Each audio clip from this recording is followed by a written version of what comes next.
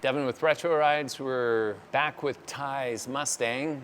Lots of updates on this car. Came back with wanting to get a aftermarket fiberglass hood, and when fiberglass is made, you kind of have to make it fit. So I'm truing up the edges and getting the latch system squared away on this car, and just trying to make it look like it's factory. Definitely got some kinks in it, so we're just truing it up, making sure that it fits, make sure that it latches, and I'm getting close. This has got an LS in it.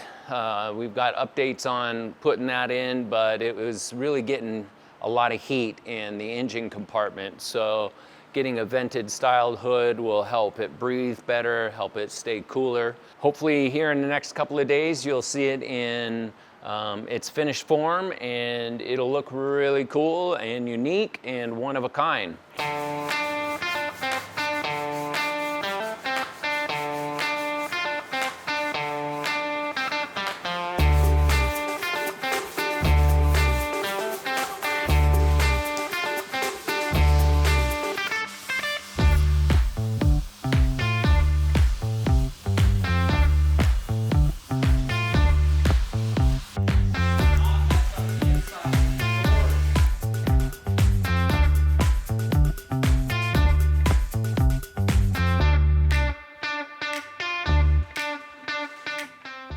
We've done body work to it already, and the process that I'm doing right now is 120.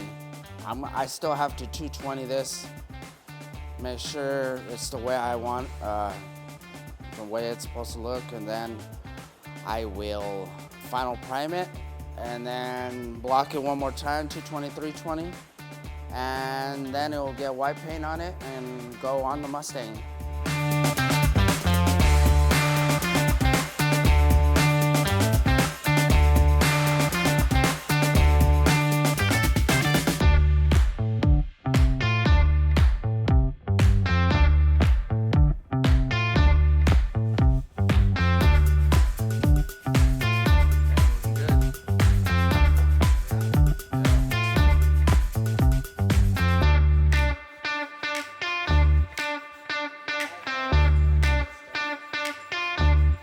Preston, Retro Rides, Ty's Mustang, hood.